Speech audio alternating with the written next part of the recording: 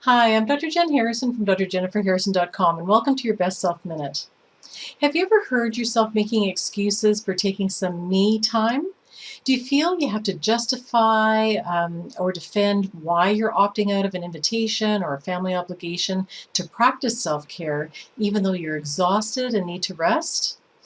If you can relate to this, you are not alone. We do this all the time. In a culture that rewards hustle and hard work and where wearing stress is like a badge of honor, it takes courage to practice self-care and feel strong while doing it.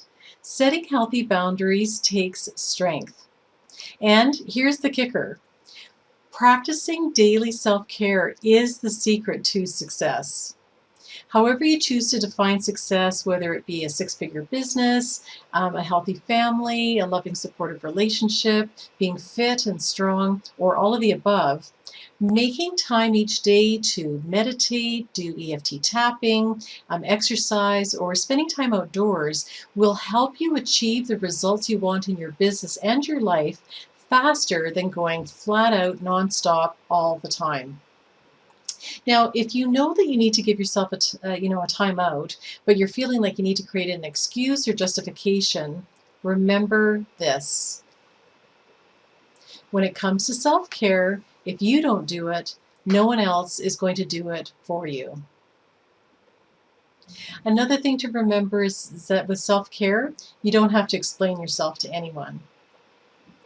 Okay, now I want to share with you some mindset shifts and techniques that I've learned over the years that can help you create and be consistent with your daily self-care practice. So number one, self-care needs to be non-negotiable. I don't know about you, but when I was growing up, brushing my teeth twice a day was non-negotiable. My mom made sure of that. A key mindset shift regarding self-care is that you need to think of it like brushing your teeth, daily and non-negotiable. You'd never say, I'm not going to brush my teeth this week. I just don't have time. You would never say that. Okay, number two, I want you to make two lists. So get a pen and some paper. So first of all, I want you to create a list and write down all the self-care practices that involve other people, like doing, say, a virtual yoga class via your local studio, hiring someone to do lawn and garden maintenance, or getting your hair done. And yes, paying someone to help make your life easier and more enjoyable is a form of self-care. Okay, second, on the second list, I want you to write down all the self-care practices that you can do for yourself, like meditation, reading an uplifting book, listening to an inspirational podcast, exercising, doing EFT tapping, journaling, you name it. So write those things down on the second list. We're going to come back to those lists. Okay, number three, if it's not in your calendar, it's not real. The reason I got you to make the two lists is this. Notice how the first list involves scheduling and paying for services that make your life easier. The things in your first list are things that you actively put in your calendar, either in your phone. I'm old school. I like, when it comes to scheduling, I like a physical day timer. But my point being is that, your yoga class, the date and time the lawn and maintenance person is coming, and your appointment at your favorite hair salon, all are in your schedule because you put them in there. Now, notice how the second list involves caring for yourself. How often do the self-care activities in the second list make it into your schedule, actually make it into your calendar? What I'd like you to do right now is to open your calendar in your phone, or if you've got a physical day timer, open your calendar and schedule in your daily self-care. Yes, that's right. Mark it in your calendar. And self-care could be, could be a 10-minute meditation, it could be an hour-long workout. It doesn't matter. Just schedule it into your own calendar and make sure to include not just the date but also the time. And remember, you'd never schedule an appointment with your hairstylist or massage therapist and just not bother showing up. If it's in your schedule, it's real.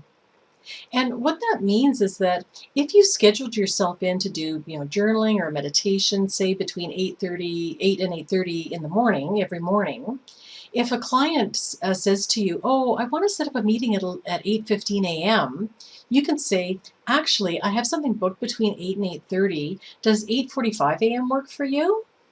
You can totally do that. Now, be prepared.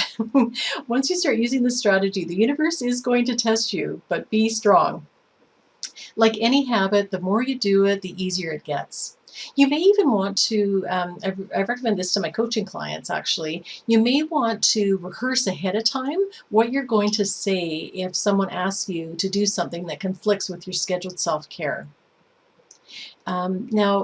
But just think of it, you want to think of it the same way as if someone wanted to set up a meeting with you at the same time that you had a dentist appointment or, a private virtual Pilates session that you set up months ago. You would say, "Sorry, I have something scheduled at that time. What about?" And you would offer them another date and time. So this strategy of putting yourself into your own schedule has been a game changer for me. Now my self-care really is like brushing my teeth. It's a daily habit and it's non-negotiable.